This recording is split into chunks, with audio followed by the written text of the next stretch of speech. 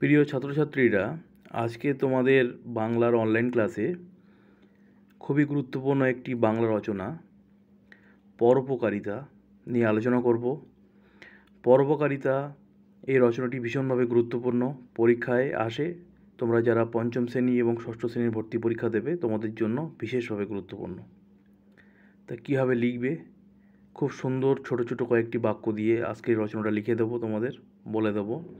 তোমরা তোমাদের বেঙ্গলি কবিতা লিখে নেবে, কয়েকবার শুনে মুখস্থ করে নাও, বুঝে নাও, তারপর তোমরা নিজেরা না দেখে খাতায় লিখে রেডি হবে, ঠিক আছে? আর এই রচনার ক্লাসে যাওয়ার আগে বলি, রচনা থেকে আরও অনেক গুরুত্বপূর্ণ ক্লাস হয়েছে, তোমরা যারা দেখোনি ক্লাসগুলো দেখে নিও। আর তোমরা যারা নরেন্দ্রজ্যোতি টিউটোরিয়ালে প্রথম ক্লাস করছো, সাবস্ক্রাইব করে নিও পরের ক্লাসের লিঙ্ক পাওয়ার জন্য। তো দেখো রচনাটা বলছি আমি, মন দিয়ে শোনো। পরোপকারিতা। মানুষের একটি প্রধান চারিত্রিক গুণ হলো পরের উপকার করা। পরের উপকার করাকেই বলা হয় পরোপকারিতা। তাই পরোপকারিতাটা সিঙ্গেল ইনভার্টেড কমার মধ্যে রাখবে বা নিচে আন্ডারলাইন করতে পারো। এই দুটো লাইন বুঝিয়ে দিই। মানুষের একটি প্রধান চারিত্রিক গুণ হলো পরের উপকার করা। পরের উপকার করা এটা কিন্তু মানুষের একটা চরিত্রের গুণ, ভালো দিক। পরের উপকার করাকেই বলা হয় পরোপকারিতা। আমরা যে পরের উপকার করি, অন্যকে সাহায্য করি, সেটাকেই বলে পরোপকারিতা। আমরা জানি সেবাই মানুষের পরম ধর্ম, তাই না? আমরা সবাই জানি তো যে সেবা হলো মানুষের পরম ধর্ম, এর থেকে বড় ধর্ম হতে পারে না।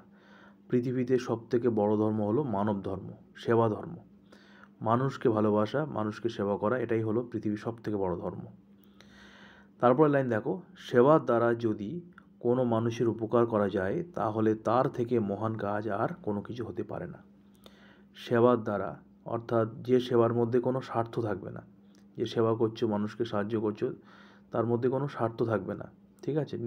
নিঃস্বার্থভাবে যদি আমরা মানুষের সেবা করি, মানুষকে সাহায্য করি, তার থেকে মহান কোনো কাজ আর হতে পারে না। আমাদের দেশের প্রত্যেক প্রাতঃস্মরণীয় ব্যক্তি, প্রাতঃস্মরণীয় বানানটা খেয়াল করো, পয়ের ফলা আকার, তয় বিসর্গ, দন্তস্বয় ময় র, মধ্যনয় দীর্ঘী, অন্তস্য, প্রাতঃস্মরণীয়।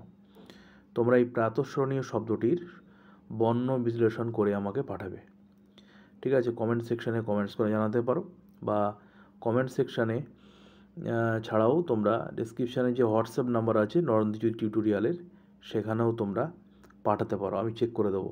ভীষণভাবে গুরুত্বপূর্ণ প্রাতঃস্মরণীয় দিয়ে বর্ণ বিশ্লেষণ এবং সন্ধি বিচ্ছেদ এবং বাক্য রচনা। তা প্রাতঃস্মরণীয় দিয়ে তিনটে করবে, বর্ণ বিশ্লেষণ, সন্ধি বিচ্ছেদ এবং বাক্য রচনা। তা দেখো, আমাদের দেশের প্রত্যেক প্রাতঃস্মরণীয় ব্যক্তি ছিলেন পরোপকারী।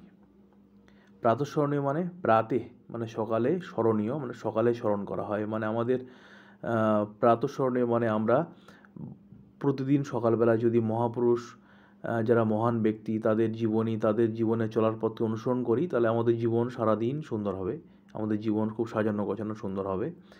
এইসব ব্যক্তিকে প্রাতঃস্মরণীয় ব্যক্তি বলে, যাদের প্রাতে স্মরণ করা যায়, যাদের চলা পথে আমরা চলতে পারি, যাদেরকে আমরা অনুকরণ করতে পারি, সেই সমস্ত ব্যক্তিকে প্রাতঃস্মরণীয় বলা হয়। তাই এই সমস্ত প্রাতঃস্মরণীয় ব্যক্তিরাই ছিলেন, সবাই দেখবেন পরোপকারী। তাদের মধ্যে ঈশ্বরচন্দ্র বিদ্যাসাগর তোমরা জানো, খুব পরোপকারী ছিলেন তিনি। ঈশ্বরচন্দ্র বিদ্যাসাগর মানুষের দুঃখ কষ্টে পাশে থাকতেন, তাই না? তোমরা ঈশ্বরচন্দ্র বিদ্যাসাগর পড়লে বুঝতে পারবে। দেশবন্ধু চিত্তরঞ্জন দাসও তাই ছিলেন। হাজী মোহাম্মদ মহসিনও তাই, প্রচণ্ডভাবে পরোপকারী ছিলেন। স্বামী বিবেকানন্দ অগ্রগণ্য। আর স্বামী বিবেকানন্দের কথা তো তোমরা সবাই জানো, ঠিক আছে? তোমরা জানো স্বামী বিবেকানন্দ বলে গেছেন যে ঈশ্বর সেবা একমাত্র পথ হলো জীব সেবা। তিনি বলেছেন যে মানুষের মধ্যেই ভগবান থাকে। Man is the living temple, মানুষ হলো জীবন্ত মন্দির, মানুষের মধ্যেই ভগবান থাকে। যদি মানুষকে সেবা করা যায়, মানুষের দুঃখ কষ্ট মোচন করা যায়, তাহলে কিন্তু ভগবানের সেবা করা হয়। ঠিক তার জন্য মন্দির মসজিদ যাওয়ার কোনো দরকার নেই। মানুষকে ভালোবাসলেই, মানুষকে সেবা করলেই ঈশ্বর, ভগবান সবাই কিন্তু খুশি হন। মানুষকে কষ্ট দিয়ে আমরা ঈশ্বর ভগবানের কাছে গেলে সেটাকে মানব ধর্ম বলা হয় না। মানব ধর্ম হলো মানুষকে ভালোবাসা, আর মানুষকে ভালোবাসা মানেই ঈশ্বরকে সেবা করা হয়। তা এই হলো স্বামী বিবেকানন্দের কথা তোমাদের বললাম। আর এই রচনার বলতে বলতে তোমাদের বলবো যে তোমরা এখন ছোট বড় হলে বা এখন থেকেও পারলে যতটুকু পারো বন্ধু, ছোটো ছোটো বন্ধুবান্ধব তোমাদের সাথে যারা পড়ে তাদেরকে সাহায্য করতে পারো, বা বাড়ির পাশে কোনো অসহায় মানুষ আসলে তাকে যতটুকু পারো সাহায্য করবে। দেখবে মনে আনন্দ হবে এবং তারা তোমার সাহায্য পেয়ে তোমাকে আশীর্বাদ করবে। তাদের মুখে একটু হাসি দেখবে মনটা আনন্দে ভরে যাবে। তা আমাদের প্রত্যেকের উচিত প্রত্যেকের পাশে থাকা এবং প্রত্যেকের সেবা করা। আর এটাই হলো আমাদের মানব জীবনের সবথেকে বড় ধর্ম। তো যাই হোক, আজকে এই রচনার ক্লাসে তোমাদের পরোপকারিতা নিয়ে আলোচনা করলাম। তো কেমন লাগলো আজকের এই ক্লাসটা অবশ্যই তোমরা কমেন্টস করে জানাবে। আর কয়েকবার শুনে নিয়ে তোমরা বুঝে বেঙ্গলি কবিতা লিখে নেবে। এবার আমি আরেকবার পড়ে বুঝিয়ে দিচ্ছি, মন দিয়ে শোনো। মানুষের একটি প্রধান চারিত্রিক গুণ হলো পরের উপকার করা। পরের উপকার করাকেই বলা হয় পরোপকারিতা।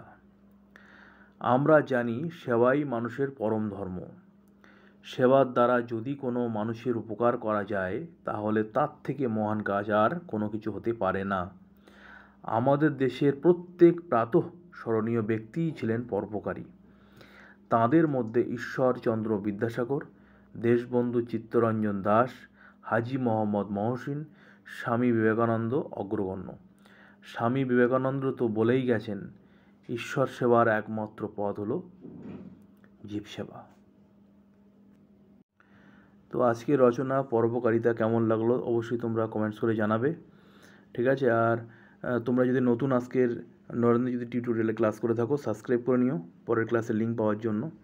আর অন্যান্য রচনার ক্লাসগুলো দেখবে, বাড়িতে প্র্যাকটিস করবে। আর তোমাদের যদি কিছু বলার থাকে কমেন্টস করে অবশ্যই জানাবে। ভালো থেকো, পরের ক্লাসে আবার দেখা হবে। টাটা।